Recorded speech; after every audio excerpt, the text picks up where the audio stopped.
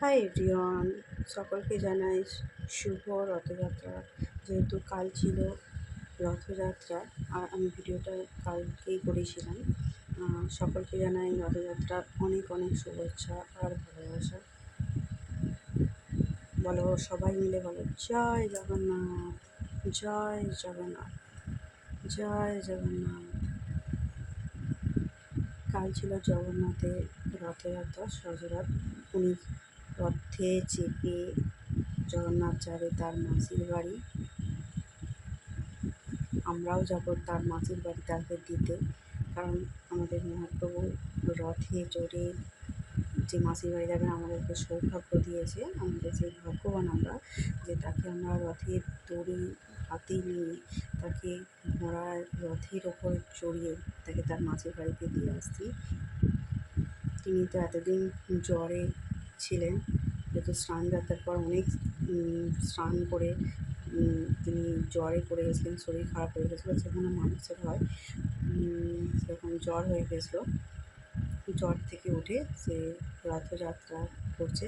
আর এই বছর এই দিন, বছরের একটা দিন জগন্নাথ তার মানে পক্ষ থেকে বের হয়।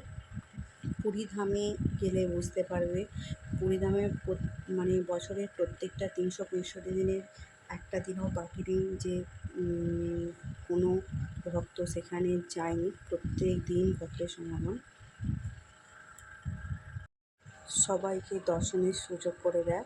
কিন্তু বছরে একটা দিন জগন্নাথ প্রভু বের হয় নিজের মন্দির থেকে, মানে পক্ষ থেকে, যেখানে সকলকে দর্শন দেওয়ার জন্য। আর যিনি মানে তিনি যেহেতু তার মাসির বাড়ি যাবে, সেই জন্য সকলকে সেই ভালোবাসা আদরে ভরিয়ে দেয়। তো আমরা যাচ্ছি রথ দিতে তার মাসির বাড়িতে, মানে জগন্নাথকে তার মাসির কাছে পৌঁছাতে।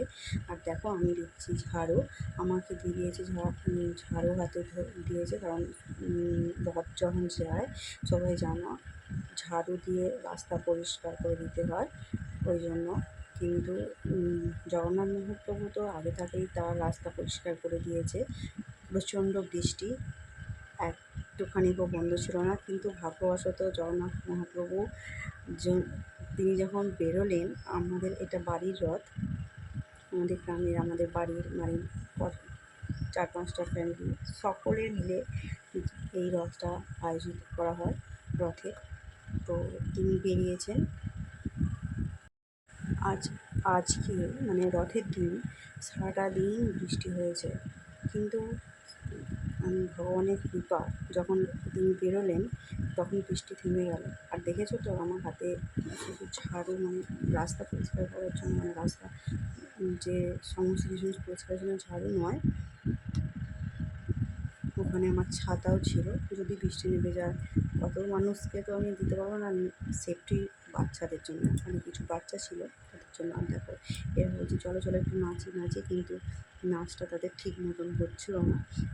তো আমরা নিজেরা একটু গানের তালে তালে নেচে ঘুরে বেড়ালাম, গ্রাম পরিক্রমা করলাম। আর দেখো, এখানে প্রসাদ রয়েছে, তোমরা এই প্রসাদ গ্রহণ করো। আমি তো দিতে যেতে পারবো না, কিন্তু নিয়ে নাও, যে যা বলে প্লেট করে প্রসাদ নিয়ে নাও।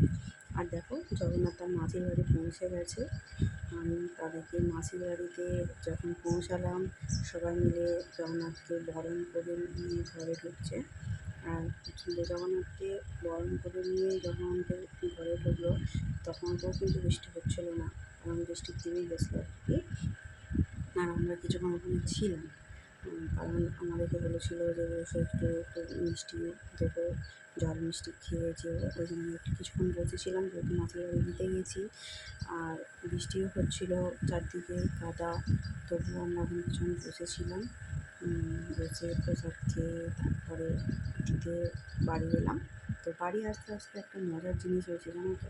এই দেখো, তার আগে বলে দিই যে জগন্নাথের মাসির বাড়ি আর মাসির সমস্ত করে মিলে বরণ করে নিয়ে ঘুরে ঢুকছে।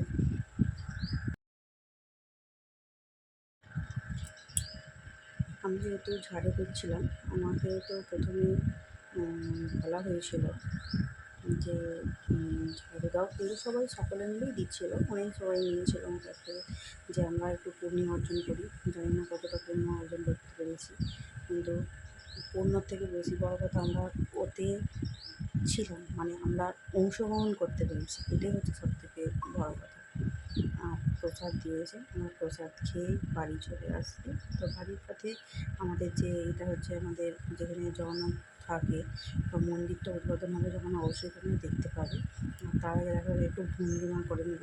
তো আমরা বলছি দেখো লাস্টের ওগুলো তো দেওয়া হয়ে গেছে, তো এবার একটুখানি আমরা হাত, এটা আমার সম্পর্কে যা হয় সে একটু ইয়ার্কি ঠাট্টা করলো। আমি একটু গান করে নিলাম, মা ঝাড়ু মা ঝাড়ু, মানে আজকে আমরা একটুখানি ভূতের টুতের একটু গল্প করছিলাম সেই মুহূর্তে, ওই জন্য।